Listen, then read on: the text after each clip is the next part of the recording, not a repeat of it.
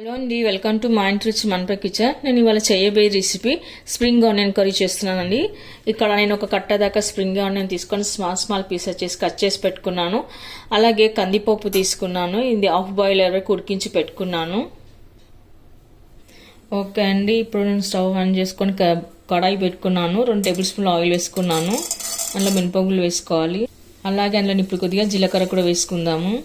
ఇప్పుడు సన్నగా కట్ చేసి పెట్టుకున్న ఆనియన్ ముక్కలు వేసుకోవాలి.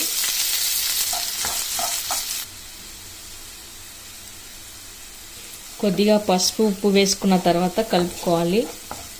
అలాగే కచ్చాపచ్చాయి దంచి పెట్టుకున్న 4 వెల్లుల్లి రెబ్బలు కూడా వేసుకోవాలి.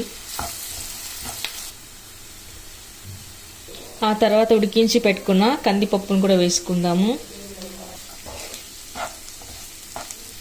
ఇలా పప్పు వేసి కలిపి పెట్టుకున్న 2 మినిట్స్ తర్వాత మనం సన్నగా కట్ చేసి పెట్టుకున్న స్ప్రింగ్ ఆనియన్ ముక్క వేసుకోవాలి.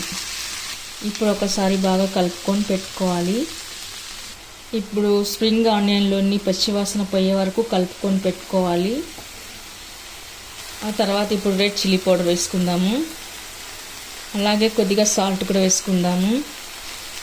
ఇందాక సాల్ట్ వేసాం కదా, ఇప్పుడు చూసి వేసుకోవాలి. అలాగే ఇప్పుడు ధనియా పౌడర్ కూడా వేసుకుందాము.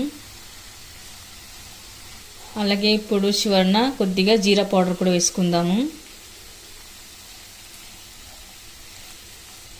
ఓకే అండి, కర్రీ రెడీ అయిపోయింది. ఇప్పుడు సర్వింగ్ బౌల్లోకి తీసుకుందాము. నేను ఇక్కడ వాటర్ వేయలేదు, నాకు ఆకులోనే వాటర్ ఉంటుంది కాబట్టి ఉడికిపోయిందండి. బాగా మరీ మెత్తగా ఉడికితే బాగుండదు. మీకు కనుక ఉడకలేదు అనుకుంటే కొద్దిగా వాటర్ వేసుకోండి. నాకు ఇక్కడ ఉడికిపోయింది.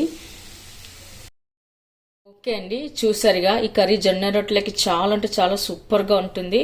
అలాగే రైస్లోకి, చపాతీలోకి, పుల్కలోకి, రోట్లోకి అన్నిట్లోకి చాలా బాగుంటుంది. మీకు కనుక వీడియో నచ్చినట్లయితే లైక్ చేయండి, షేర్ చేయండి, తప్పకుండా మన ఛానల్ సబ్స్క్రైబ్ చేయండి.